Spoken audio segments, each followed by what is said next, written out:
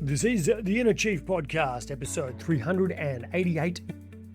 The signal to noise ratio is just ridiculous because AI's created so much noise and there's a new app that starts every second, right? Anyone can vibe code up an app now. The competitive barriers to having code as your barrier are gone. Wow. What are your barriers? Your ability of sales and marketing, differentiation on customer outcomes from what they can do themselves. That's it.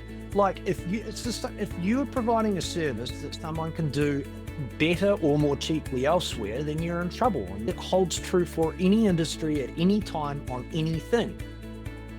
G'day, this is the Inner Chief Podcast, episode 388 with Nick Lissette, founder and CEO of Blackpearl Group, on driving data into dollars, building human bridges in an AI world, and his win or die attitude.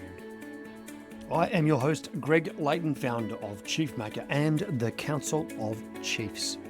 I believe there is a great chief in all of us, and that through listening to the stories, strategies, and techniques of great CEOs and gurus, each of you can find and leave your own legacy through your work and life. The Inner Chief Podcast is where you will learn how to think and make moves like a CEO, like a true chief. For over a decade, I've helped CEOs and senior executives around the world boldly lead change, inspire their people, and leave a legacy. On the Inner Chief Podcast, I bring these stories to life with deep diving CEO interviews, interspersed with minisodes covering key leadership challenges, so you will find your own path to greatness as an executive. In this episode, I chat to Nick Lissette. Nick is the founder and CEO of Blackpearl Group, a global data and AI technology company based in Wellington, New Zealand. With over 20 years in software, data and AI, he has built a career developing intelligent technology that drives measurable business growth. Under Nick's leadership, Blackpearl has grown from a founder startup to a publicly listed global company providing purpose-built AI-powered tools to small to medium enterprises, helping them find and convert customers without expensive ad dependence. Nick is something of a serial entrepreneur, having founded an anti-spam SaaS service called SilverCloud Mail in 2006, which he sold in 2012. Now, Chiefs, in today's Founder Masterclass, Nick will share why AI speed only matters when it drives customer revenue outcomes, how to defend your business when code is no longer an obstacle, why sales, marketing, and human bridges still remain critical competitive advantages, and how executives can become AI ready before AI takes their job. Chiefs, without further ado, let's hear from the charismatic Nick Lissette. Righto, Chiefs. I'm here with Nick Lissette, CEO of Blackpearl Group. Nick, welcome to the Inner Chief Podcast, mate. Thank you so much for having me, Greg. I'm bloody looking forward to it, man. Righto. So, Chiefs, we're in for a bit of a rollicking time here. We're going to talk about everything from what is a SaaS apocalypse to Nick's background, and we're going to talk all about the future of AI, what is structurally sound, what might be a fleeting issue for you as a business or an individual, how will you stack up? This is going to be a really interesting discussion with a guy who's right at the cutting edge here, Chief. So, righto, Nick, we have a great tradition at the Inner Chief. We love to know where our Chiefs come from. Can you tell a bit of a story that sums up your childhood and early life? So I'm a Wellingtonian. Don't hold that against me. In fact, take pity on me accordingly. As born in an area of Wellington called Nainai. For those that don't know the geography well, it's not quite once were warriors, but had a pretty tough element to it. So the thing you need to know about me is I made all my best friends at kindergarten. I've barely expanded out from that. So I made all my friends at kindergarten. So I guess loyalty is a big thing for me. Yeah, I think that's about, grew up in a reasonably tough area and probably reflects the guy that I am today. Yeah, cool. Yeah. Hey, and what was your first ever paying job as a kid? I mean, I did all the usual hustle work that you would have done as a kid that you pick up around the neighborhood, all the usual stuff. I was, mowing lawns and manual stuff. For the first like job that I ever remember getting, or maybe it was 12 or 13, and managed to con my way into the docks here in Wellington, unloading. And I remember it frozen scampi. I couldn't afford scampi, like Yeah. that was like the height of that. And, it was like 3 a.m. in the middle of the Wellington winter, and, dealing 20 kgs. And all the, Already. I remember that. But I also remember that like they paid in cash, and it was the first time I ever got $100 note. And I actually remember, and then took 20 cents down, went to the, it's pathetic, went to the library and photocopied it. It's like, yeah, my first $100. So that's the one that sticks out, because it was the first time I made the big bucks of $100. Well, that is good. Well, it's well earned, mate. I think if you're doing that with that Wellington wind in the middle of winter. Well, I'll tell you what, I Well never earned. complain out of getting out of bed these days. Yeah. Comparative to that, yeah. Okay, mate. Important question. Your first ever car. Or a Toyota Corona, not a Corolla, a Yeah, Corona. another one. Yep. Yeah, it didn't last long actually. What colour? It was blue. And first day out, maybe 4 or 5 days into getting my restricted license, I wrote it off. So, hey, to touch wood, only accident I've ever been in. Yeah. Right, the only time I ever dinged the car up, and it was 4 days in. I got such a bloody fright from it, and also an earful from my old man. I've never done that again. Yeah, fair enough. Yeah. Hey, Nick, I would love to get a bit of a sense before we jump into some of the bigger topics of the day. What has kind of shaped you? We talk a lot about here, chiefs have done the inner work. They sort of have a good sense of self. But did anything happen in your earlier career where you sort of, it was a really important moment that helped you understand who you are and sort of what makes you who you are today? Kind of a hallmark of the way I operate is I put myself into really uncomfortable situations, knowing that it's going to suck, and then having a kind of attitude that you're either going to win or die, and back yourself to get out of it. So I started my first company at 23, and it was a failing telecommunications dealership. I bought it for $1, and I promise you, I didn't have a business plan. I didn't know shit from due dates. Honestly, I didn't know anything. And I got like, first week I thought I was a big man on campus, had a car park and an office and some staff and computers and a server, and and I thought, oh, this is amazing. I'm finally a businessman. And then of course all the bills coming in and wages, and so I'd really threw myself in and had to sell my way out of, learn how to run a sales company really quickly.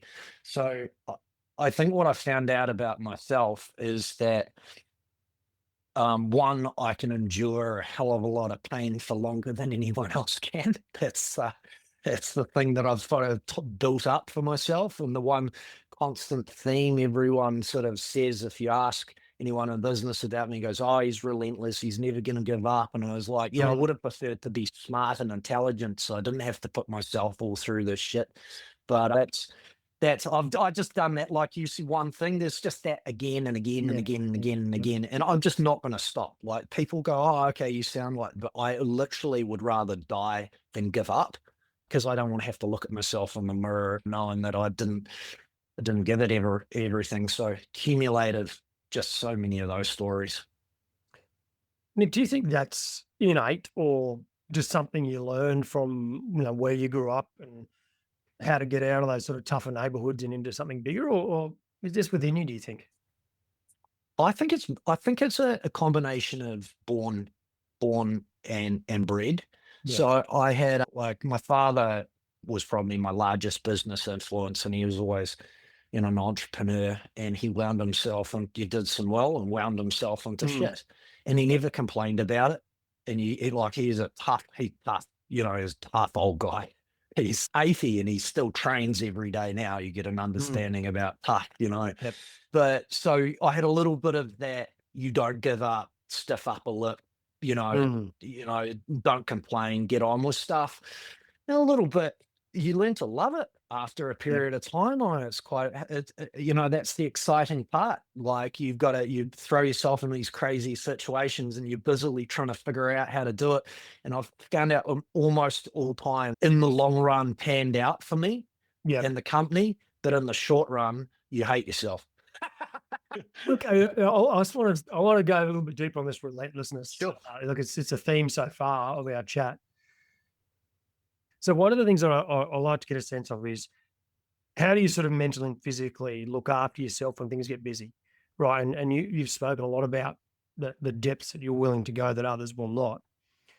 Is there is this a reframe thing, or do you think you have a method for just resetting yourself every day for the battle, or just leaving things behind you and stumping up every day? Is there like a little mental technique that maybe has naturally appeared, or is it just this relentless mindset that you've sort of developed? You know what I'm trying to get to? Yeah, What's at the heart of it? I know what you're getting to. I'll I'll tell you. You kind of asked the story, and I was going to say it at the start, and then I thought, no, I don't share that one because I don't usually. But I'll tell you a little story about when I started business, and then I'll Yep. tell you an evolution about like what I did then versus what I do now, and Yeah. Okay. hard situations because it's definitely changed. Yeah. So, like, I taught myself about winding myself into tough spots in business when I was younger, and so I started that first company, and I built that up and sold it, and started another company, built it up and sold it. So I'm now on a roll of being a big man on campus, and again, and I got into an area of business I shouldn't have got into because it sounded great, but I didn't really understand enough out of it. So lesson about staying in your lanes in essence, and then put my house and everything else up, and it was hot, every last brick was hocked up. And so there's a situation, and I was like making no money, couldn't pay myself, all the usual shit. Basically, no money, and it was a prolonged period of time. And then the debt collection comes and all that. Well, my son, our firstborn, my wife was in labour, and I did not tell her that all this was going on because she had enough to worry about. But I actually got a phone call during that my house was getting repossessed and this, that, and anything. Like my wife was giving birth. I didn't have enough money to get out of the car park, so I had to tailgate behind someone. I had no food. I had to dive in Wellington Harbour, and again, unfortunately, my son was born in May, so it's cold as hell. Mm. And I remember going home and thinking, shit. I think this is about rock bottom here. Yeah.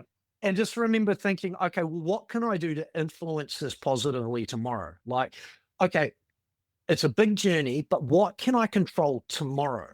What one step can I do to then take to just not get Mm. overwhelmed by the whole process? And that is one thing I've grown to really embrace and get better at, is containerizing challenges or problems. Like I chunk them down into little bits and then go, okay, well, what can I do today? And then once you kind of win all those little micro victories, they stack up and you get some momentum. And, the old saying is, people lose the battle and win the war. And I'm always like, I don't know too many people that win wars by losing battles. Yeah. So I'm always Yeah. like, break it down for the little battles. So now that I'm kind of older, and we were talking before, full of gray hair, when I'm in a tough situation, the first thing I think is same as everyone else. It's like, why did I get myself into this? Or such and such, why did they do that? Oh, I've done something that. Mm. And I give myself a good 5 minutes to have an internal whinge. Yep. And then I'm like, right, we've been here plenty of times before. What is the very first thing I need to do now once I've calmed myself? And then I brush it down to the little, like sometimes I write them, whiteboard them, put them Yep. down. What am I doing now? And move forward. And every time. And so that for me is a very comforting process now to come through that. And then you mentioned the physical one as well. I train all the time, and the worse things go, the longer a run I'll go on. Yeah, sure. Is that your Yeah. was you going for a run? Or you Yeah. Well, I grew like the area I grew up in, we had fire breaks behind us. So my yes. dad used to haul me out of bed like maybe about six o'clock in the morning on a Sunday ever since I was 5, and take me on like these fire break runs or steep hills. And if I'd played a bad game of rugby, or, I didn't tackle hard enough. I remember once I threw my bat when I got out at cricket because there was the only time I got out that season, so it ruined my perfect season. those runs were horrific, right? So I always associated runs with a sort of like, if you're trying to do better at something in life, running is the thing you do. But I've done it so often, I kind of go within myself and typically resolve the problem by the end. But that's a lifelong habit. You're using a bit of flow as well to solve complex problems. Now, Chief, do you want to take your game to a new level, or that of your people? Our mini MBA in leading high performance teams now has the highest NPS of any mini MBA style program in Australia at 91. Why? Because when you do the program, you get immediate and tangible performance improvement. You get dedicated time working on the business as opposed to away from it. We have a practical, real-world approach where we teach frameworks that you implement in your business as we go, and then you share and learn with your peers and with me as your coach. So the cost benefit is immediate, right?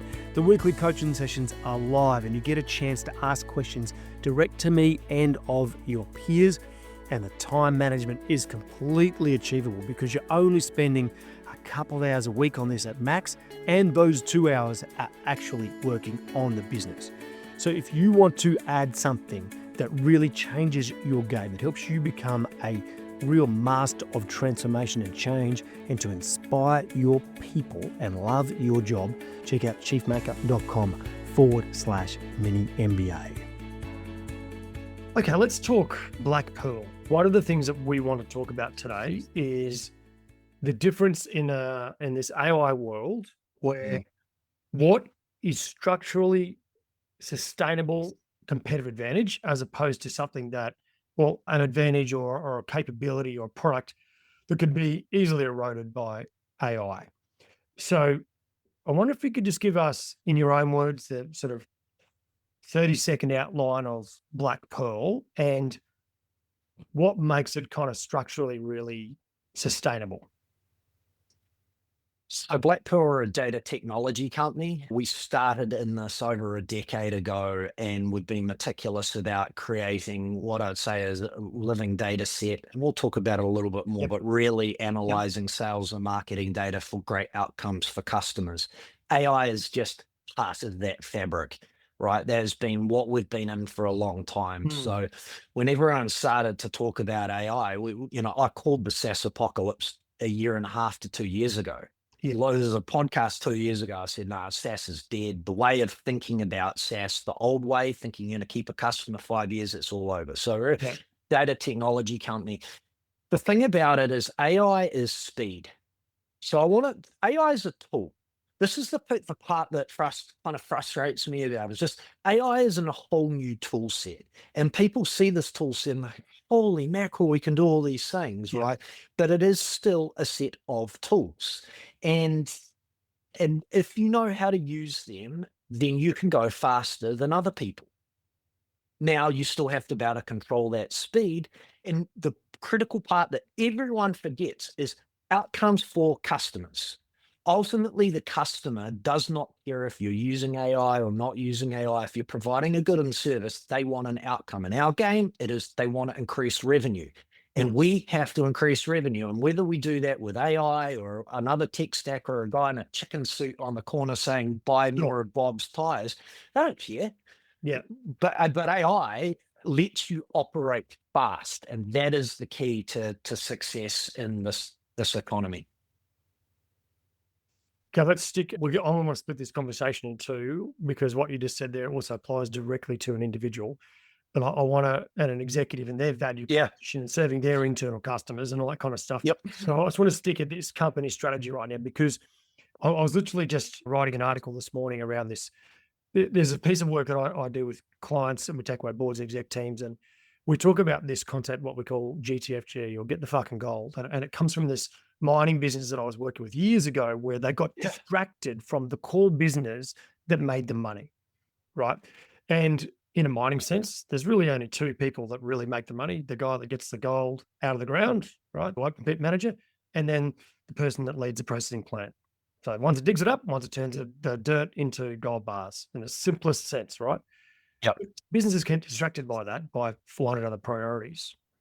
But when we asked ourselves this question, if it doesn't help us get the gold, we don't do it. And as you're talking, I'm thinking that's the same thing. If it doesn't help us get the customer, if it doesn't help us grow that base and that loyalty and that sense of, because am I right in saying like it's always been the case, and I don't think this is going to change. If you own the customer, you've got a great business. Like 100%. This is the part. The signal to noise ratio is just ridiculous because AI's created so much noise, and there's a new app that starts every second, right? Anyone can vibe code up an app now. The competitive barriers to having code as your barrier are gone. Yeah. Wow. What are your barriers? Your ability of sales and marketing, differentiation on customer outcomes from what they can do themselves. Yeah. That's it. Like if you're providing a service that someone can do better or more cheaply elsewhere, then you're in trouble. And it holds true for any industry at any time on anything. AI helps people reduce costs for sure and do things with less. But the fundamental factors of business remain. You have to start with the customer and providing them great outcomes. And you do that, everything flows from it. People ask about face. Everyone's talking about the technology. They'll get through the other side of it. I've seen all these trends before, but at this time, it was astounding to me stepping back and watching it. I'm like, oh my gosh. Yeah. I think you're right that signal to noise ratio is an enormous challenge because it's not just AI and cyber and data management and robotics. It's also this regulatory increase across the world. It's a difficulty of hiring and firing people and the rise of competitors and global borders. And then we've got all the geopolitics that's going on right now. And so executives in role or board members are like, whoa, they're drinking from the fire hydrant about the number of things to consider. And without the North Star thing you were mentioning there, they don't know how to filter it out. Yep. It gets really 100%. hard. So are there any other mantras, principles, philosophies, frameworks that you use to go, right, just to keep, like, what is, I suppose this might be a better way to ask it is, you've got your little radio tuner going, right? How do you tune in? What's the question you ask yourself to get that tuned? Maybe you've already said it, but slightly like go sideways for a second and then try and answer your question properly. Cool. Like we live, because you mentioned something about boards and everyone getting overwhelmed. Like we live in the age of great uncertainty. So first and foremost, you have to embrace that. So weirdly enough, just me jumping in and figuring things out, all the stuff I did where there was more certainty. This is like the time for me to shine. I'm never used to certainty. I'm always used to, okay, well, that's not working. We're doing this and operating really fast because I'll drown otherwise, sink or swim.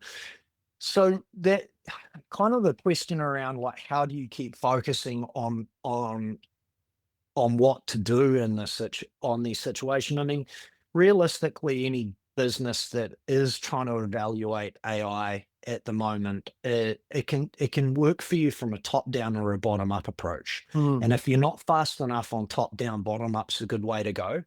So like we're top-down and bottom-up. So we're in a really lucky situation where we've got AI products that can evolve and move like super fast and blow through incumbent products with new feature sets and value consistently.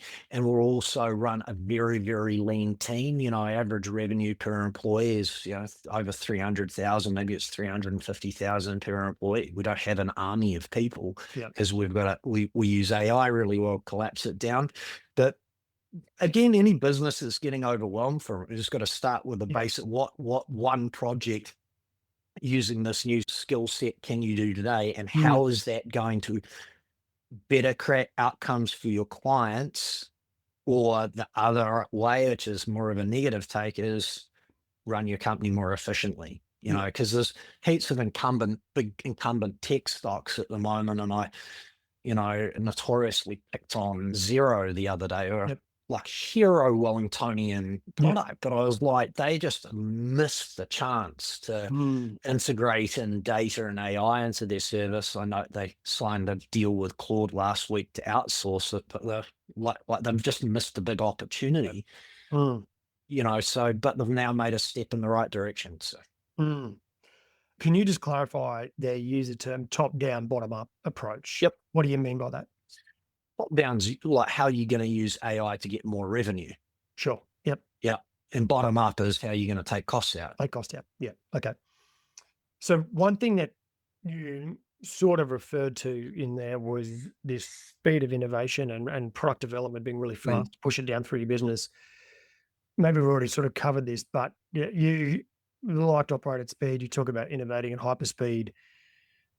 Outside of using your customer as your core metric, I suppose, improving value prop to your customer or reducing cost, what is the right kind of thinking to innovate at hyperspeed? Because there's a thing that sort of says right now, you've got to go slow to go fast. We've got to sort of get the dial in to kind of get ourselves clear before we operate, but then you've got to move fast. So I sort of feel like there's this kind of thing that a lot of leaders are battling with this. What am I doing here? Am I going fast? Am I going slow? Like, what do I do? Yeah. Yeah. I mean, my bias is to always move quickly, and I'm not always is that the right move.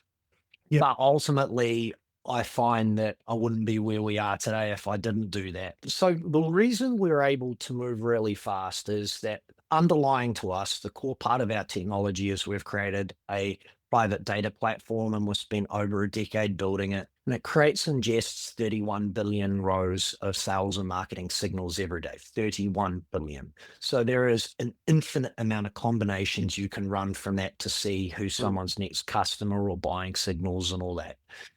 And that information comes from three areas. We've got a augmented large language model, which we built a long time ago, that's going out and pulling public information in. We've got 330 private data agreements to bolster that with information not easily obtainable publicly.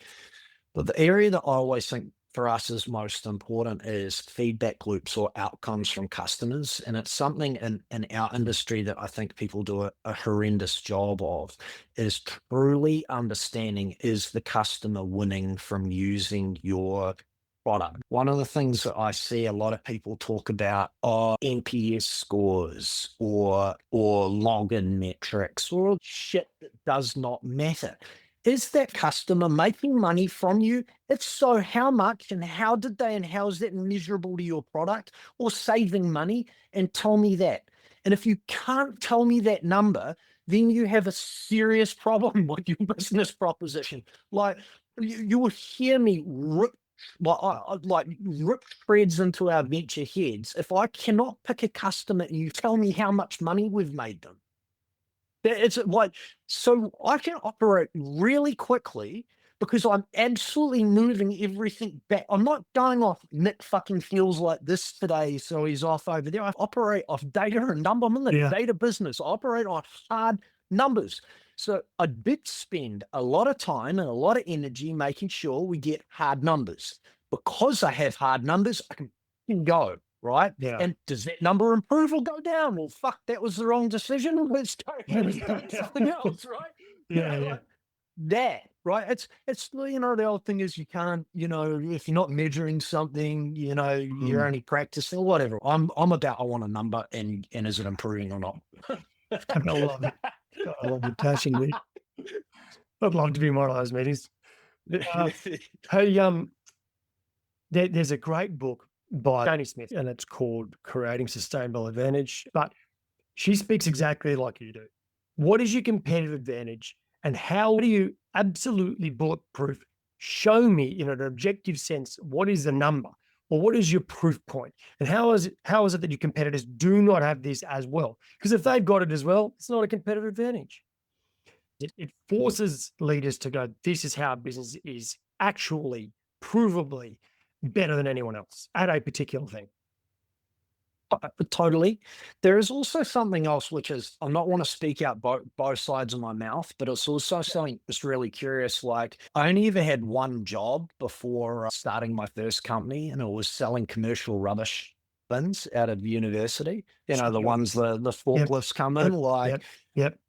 And I always joke I was too ugly and stupid to get employed by anyone else than a rubbish company, right? But I tell you what, I learned things there because you're selling the exact same product at the exact same price. The only difference was the bin was a different color and me. Mm. I was the bridge between that service and that customer. And I had to be an amazing human bridge. So I had to learn to really put the differentiator in, like the human Mm. bridge from A to B. Yep. That's something that's Mm. getting lost because people are trying to take out automation, where I think AI can assist people create better human bridges. The other thing is you have to learn to sell properly.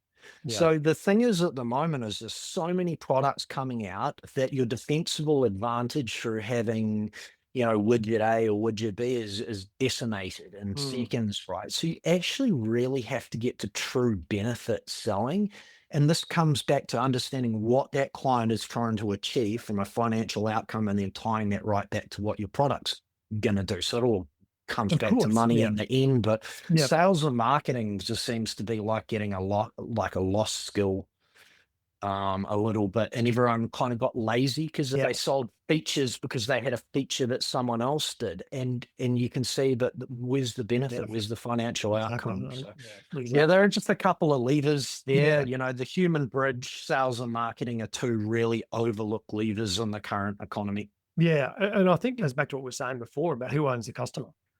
It's always been true in business, and it's actually not changing. I was only chatting to a client, it was maybe 2 months ago. We're just talking about, the changing nature of the world, the unpredictable part of the world. And he just sort of said to me, mate, the truth is I don't even open 90% of my emails or that are sales or someone pitching to me now. Probably not even that, 99% he wouldn't open. But I'll take a call from you, right? Because I've worked with you, I trust you, you never sell hard to me. But then I'm like, there it is. There's that trust bridge you're talking about. Yep. That And is that's only earned. you're the difference between the product, your service right. you're doing Yeah, and yeah. not, right? Yeah. But even if you haven't had that longevity of time with someone, like real people and real conversations are becoming very scarce, Yeah. especially in the states that we deal like with our market. Right. Boy, oh boy. Wow. It's just, and so I see for us just massive upside Yeah. there. This is manna from heaven for us. I remember my brother-in-law, who passed away a couple of years ago. He was a salesman and he worked in the rental industry. And at one point he was actually selling trucks, rental trucks. And I said, how on earth do you do that? It's the same thing as you, because you're going in and the trucks are all the same, mate. Like, it's not that different. But honestly, he could talk the head off a mute donkey. He was amazing, right? And he would walk in, and Scotty, God bless his soul, he'd walk in and he'd just go to the head of operations. Hey, who are you using now? And they'd be like, this one. He goes, are you happy with them? And they were like, and if they were like, yeah, we love them. He's like, no worries. If you ever get unhappy, call me. But he said they almost never said that. No. He said, well, why aren't you happy with them? And I was like, wow, you were straight to the heart. Man, the guy knew how to talk to a customer. Yeah. Are you happy in a really personal way, right? Yeah. An emotional reason, like, because, people buy an emotion justifies logic, which is why you've got to have a real conversation with someone. Don't have a real conversation, you'll never get a sense of the emotion, right? That's dead right. Yeah.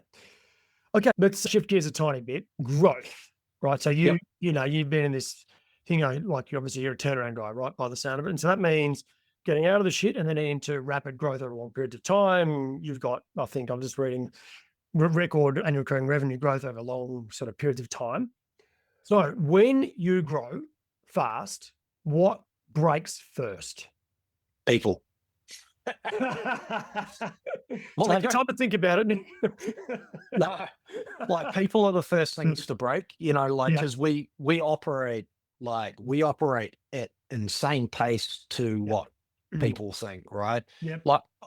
And what happens when we hire in here is I don't care what your CV says or anything like that, or what you've done in the past. Blackpearl's Blackpearl. We're a different, every company's a bit different. We're a bit different. Yep. And you see that people here within the first month and a half, you can see that they either absolutely love it and they'll be here, what the life is. We've only got really 50 core, 50 people in the company, right? So we're run very small. Out of that, 10% have been with us a decade, and then another 10 or 12 now, been with us 5 years. So Right. pretty or longer, and then there's stacks at 3 years. Sure. But you'll either last year maybe 4 months or you're in. Yeah, sure. Because people just can't handle the pace because they want to be considered and all that. You're not afforded that time anymore, sure. right? You just got to Got to go. go and work your ass off to get that out the door, and and no excuses. No one wants to hear how hard you worked or not worked. They just want results. So Yeah. Hey, so what that leads to then, you mentioned it before, I make a decision and we either, we get it right or we don't. Then, Yep. if you're operating at this kind of pace, you've just got to build in that a number of your decisions are going to be wrong, right? Yeah. Because it's just going to happen, right? You're just operating at pace. So maybe you could talk about a decision you made that was wrong, that sort of set you back a bit. And how do you manage that now? Like if people are making calls and they make a bad call, you're like, oh, well, do you have a review of that, or do you just get on with it? Or like, what do you do to make sure the business? Yeah, so I'm like, I actually don't mind people making mistakes from going, like, I don't want sloppy. I just Yep. don't mind trying something. Like if you try something and really throwing yourself into it and it doesn't work, like it could be a new pricing model or a new feature, or sometimes with us it's a new product, right? But if you do that really quickly and fail quickly, you learn quickly and then you're out the other side. So I actually don't mind the failure. And anyone here will know that if you go and stuff up and you were trying your hardest and you had genuine intent and heart on what you were doing, I've got your back all day long. I will take the responsibility and I'm the fool because I've decided that's the way we're going to operate. So I want to give people the opportunity to fail if they're doing it with heart. I'm okay with that. And because again, like I said, I've got myself out of so many pickles in my time that I will get us out and we'll end up in a stronger position. So, but I also find, to be honest, like the luxury of time looking back is those decisions in that moment of time might have felt wrong, but where you've ended up today, and ultimately I feel really good about where we're at today. What would I want to change? And I'm like, no, I think we're where we need to be, and they're all kind of part of your journey. Not to sound like a hippie or anything, but you got to, and the journey's the journey. Like, of course, if you would do it completely differently if you had all your information now, but you didn't. So, Can you comment on culture eat strategy for breakfast? yeah, absolutely. Like, also, like, no. What's Tyson's one? Like everyone's got a strategy until they get punched in the face. That's a little bit probably my learning and why I'm quite like jump in and figure it out is because I've also spent meticulous planning.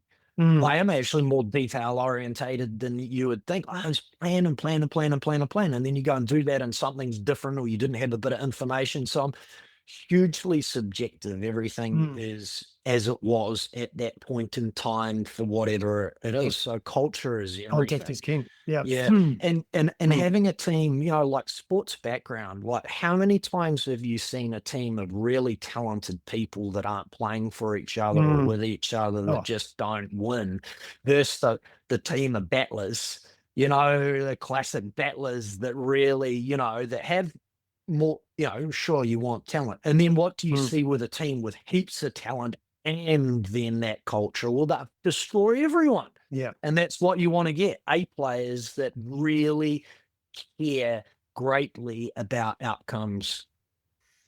Okay. Let's just talk about, maybe we've already covered this, but this capital allocation, this is in great businesses or generally done centrally by the CEO. So how do you navigate capital allocation? When you're a dual listed business, Aussie, New Zealand, you're selling in America. How do you navigate that and deal with investors' questions around it? So we run a venture-based structure. So we've got 5 products within the group, 2 are legacy products, 3 are high growth, right? Because I want us to operate at speed, I want them to be standalone business units. Like I treat them like different companies. Okay. And every CEO, and I actually run CEOs. So they're not called head of Bebop or head of this. I call them CEOs because the buck stops at you. Yep. Like, oh, the venture allocation isn't what you want. Make it work, right? So I've got marketing, sales, customer success and like what I call like front end or product development, like the more visual elements and things like that, all controlled at venture level.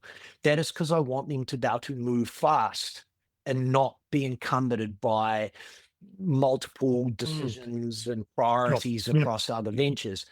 We then have centralized control with finance, HR, security, IT operations, and critically for us, which is our largest asset, our data. Our core Yep. data engine powers all those products. So capital allocation is really done simply. This is the target you said you were going to get. Did you get that? Yes. Have some more money? No.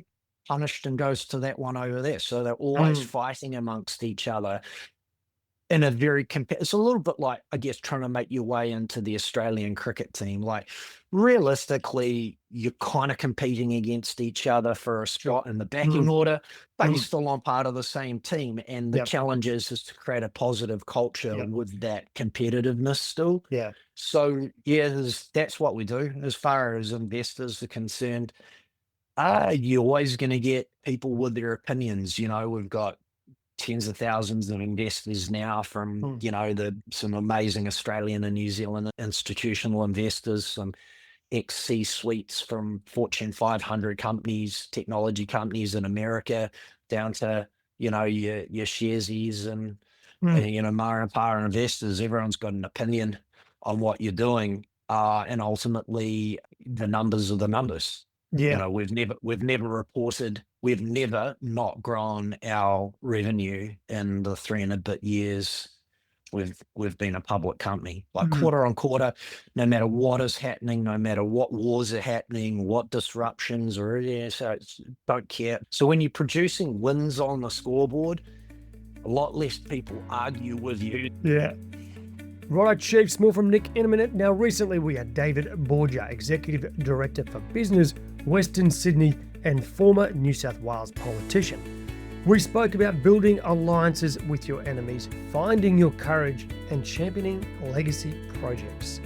Here's what David had to say about making the step up to the executive table. I do think when people first get elected to a board, there's a period of a year or so where it is possible. When I sit back, what's the culture like? I don't feel quite confident yet. They know more than I do. Should I speak up or should I not speak up? I think you've got to try and find a little bit of courage in those early periods, or you'll miss things and you're not putting the company first, you're putting yourself first. You can listen to that wonderful conversation with David Borgia by going to chiefmaker.com/386. And while you're there, you can subscribe to the podcast and check out all the other great interviews with our chiefs and gurus, as well as all the mini-sodes by going to chiefmaker.com/listen now. Righto, Chief, let's get back to our chat with Nick Lissette of Blackpearl Group. What about the 5-year kind of vision? Because you talk a lot about, just do what's in front of you, but clearly you've got an idea of what you're building. Yep. So where do you need to be in 5 years? And is there a part of that journey that some of it might be crystal clear? I get that. Other parts like, we just really don't know just yet how we're going to get to that part. Yep. Yeah. Well, I mean, we're a data technology company and our job is to turn data into dollars for customers, right? So we're going to provide unique combinations of sales and marketing data, which will shine a light on who's likely to buy your product next or help you close the sales better or whatever you're doing. That's been the nature of our business, and core to that is that central IP around the data engine and growing that out. Our goal is to be $1 billion company, right? That's a bit of a weird one. Like, and it's like, well, how many customers? Like, you asked me what my goal is in 5 years. Like, the same thing it was when I started the company. I tell people I'm here to build $1 billion company, and everyone was like, well, you're crazy. That's no one does, especially when you're saying that in New Zealand. And I'm like, yes, well, I am crazy, but also I'm going to create $1 billion company. The crazy ones are the ones that do it. Yeah. So just getting better and better and better at how we analyze that, how we analyze the data we're collecting to great outcomes for customers is core to that journey. The part that I don't care about is what product it comes from or if those products are there or not. the customers getting value, whether they're getting that directly from data as a service, whether they are getting value from those products, whether they move from product A to product B, whether we create another product and they all go there. I'm not precious about it. All I want is customers getting great outcomes and us growing as a company and pushed into the revenue generating opportunities for those clients. Yeah. Hey, Nick, before we get into final questions, I mentioned that at some point we want to talk about shifting from strategy and organization to individuals. Yep. As we said, like the drinking from the fire hydrant, a lot of people are thinking, hey, maybe my own personal value as an executive is under threat. They're wondering, what do I do? How do I stay valuable to my internal customer and orient around that? Any guidance or advice for execs in that kind of space right now? Yeah, well, AI is absolutely going to take your job if you're not using it. Yeah. I'm literally, AI will take your job unless you are amazing at using AI. And that does not mean typing a query into ChatGPT. That means getting your ass off in the weekends and learning how Claude Cowork works and building skills out and understanding how you automate. And because anyone can do it. And so I know, like in America, we talk about, what I was saying before about bottom up optimizing. I know several major companies are just like literally and perpetually every whatever, getting rid of a huge amount. And the way they're doing that is, are you AI ready? Are you using these things? And it's using it intelligently as well. Like there's nothing worse than just reading something clearly written by OpenAI. And it's like, oh, come on, get with the program. That's not using AI. We just say that is a critical mistake. Do not do it. I was in a workshop, well, maybe about a month back, and we're doing this little breakout group. People were doing, I can't remember what they were actually doing. Actually, we're trying to model high performance, like what was an example of a particular high performance you've seen in the business that actually worked. Someone did something that was amazing that we've got to replicate across the business. And someone came back and gave an AI answer, just read it out. And I went for it wasn't like 5 seconds. It went for about 90 seconds. And by the time I got to the end, everyone was like, oh my gosh, what are you doing? This is crazy. And I did with one of the execs that night. And I said, hey, what was it if the person who's reading that out? And I went, oh my God, that was terrible. They're gone. And I was like, oh, wow. Okay. Yeah. Yeah. But I'm seeing this a lot. I'm seeing people, they are using AI to help them do their work, but they're not across the actual model or framework or excellence of what they're actually talking about. So they're submitting stuff they don't understand. It's like you still sanity check the living death out. Like curiously, I mean, we've got probably some of, certainly in Australasia is the brightest and best in AI, the world's leading mind in sequential machine learning, according to Google and Amazon. I still build little things on Claude, and I'm not I'm not a techie-led founder, because I want to understand how it works and give me different perspectives. And it's interesting how every night I'm like, I wonder if I can do that tomorrow. And then I've learned something new. So I always say it's a new tool set. They're new tools that you can do amazing things with them. Right. And if you don't, and they can do, you can 10x yourself and make your job more enjoyable doing it. By embracing it. It's only a win for you. Just get into it. Yeah, like I built a web app on the weekend. Yeah, this is fantastic. Helping my boys play football. And I was like, wow, like how can they build out their technical, tactical, physical, mental, social? They're all into it. We've given them scores. They've got this like player profile. Oh, it's amazing. Right? How good? Yeah, they've got all how good hard metrics. How would I score myself? I've got to have like a very objective measure. They can select what level they're at based on what their actual capability is. That gives them a score. And they go, okay, how do I get better? And it tells them what to do next. Yeah. And that's 3 days, basically. Started Friday, finished Sunday. So next time you go and do that, it will take you a day. And the next time it will take you an hour. And then you're off, and now you know how to build out these apps, which is interesting to point out how easy it is to build apps now, and how, again, what we were saying before, critical it is that you're adding deep value to customers and not superficial value, because otherwise someone just does it themselves. That's right. Yeah. Hey, Nick, final questions, mate. We've got a few rapid fire kind of questions that we ask everyone at the end. Mate, this has just been amazing. And I think we probably could probably talking about 3 hours. So let's give people a break from the yarn. Okay, mate, if you could form the ultimate executive team made up of well-known leaders from anywhere in the world, from any time in history, who would your first 3 picks to be and why? Oh man, certainly founders from days gone by. Oh, he was a real dick, but I definitely have Steve Jobs in there. He was just like a phenomenal innovator. Loved John Dyson as a founder. I think he is Amazing. he's phenomenal. Like actually even like a guy like John D. Rockefeller, super interesting dude, how he went around conducting himself.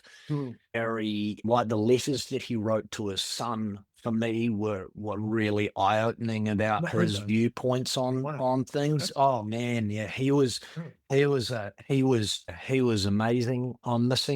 I'm missing a real hero. But Jobs, I would only put in there just because I think he was the best modern innovator. But the rest of them, I love their background stories, especially Dyson on just his repeated failures and just that in his shed out the back. Yeah. Online for years. Yeah. Off I go. It took him years, didn't it? Like 7 years or 8 years to get that backing right. Yeah, and never took a shortcut, never sold out, held to his true north and got there and created phenomenal products accordingly. Yeah, really interesting. Okay, mate, what is your number one interview question when looking for executives to join your team? Yeah, so I said in real and work-wise, personal-wise, as most as you're comfortable in sharing me what's the biggest thing you've overcome in life.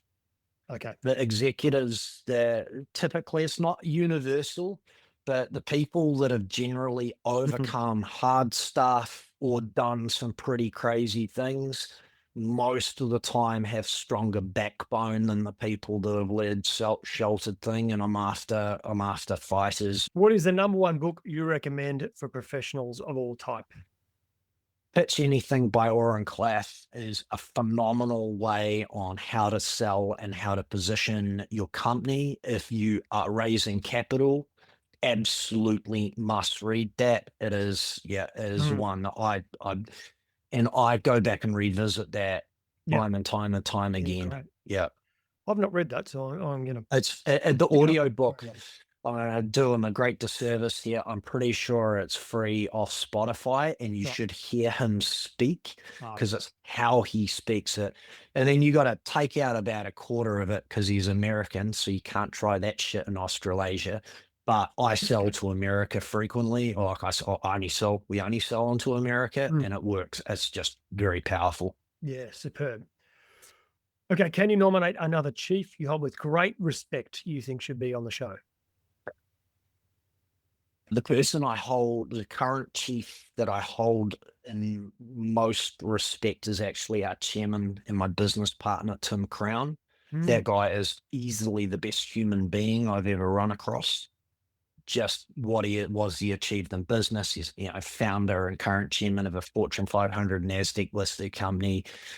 His old man was an ace pilot at Vietnam, so he's got that's just that tough backbone to him. He's always got energy, always got time. He's never not got better. Every day of his life, he gets slightly better and whatever he's doing. Great family guy, super fit. He's the man. It's terrible. He's the man. He's really hard to live up to. I tried to do his hours when we first started doing business together. I was like, I've seen the success for how to, take my next level up and tried to keep up with his work schedule and ended up collapsing. I couldn't keep up. I'm like, no, just to leave him to him. Yeah, sure. Okay, we'll see if we can lure him onto the show. Okay. Yeah. If you could lead any company in the world, can't be your current one, right? What would it be? Oh man, I only have eyes for Blackpearl. I would probably pick one that I think is really disappointing me at the moment. I'm going to go for Xero because I just see so much opportunity for them that they're just not making. And I'm like, oh, no. But, I'd be too chaotic for them. But would I affect some radical change? Absolutely. Okay, mate. What is a final message of wisdom and hope for chiefs around the world? Win or die. That's my attitude here. You got that through, and I say that all the time, and everyone like it sounds, but just do it or don't. But don't go by half. If you commit to do something, you're all in. Burn the bridges behind you, and at least you'll know what kind of a human you are on the other side. Nick, mate, it has been an absolute pleasure to meet you. I love your energy, I love your spirit, your mantras, focus on customer. They're life lessons for all, mate. Thank you for your time and energy.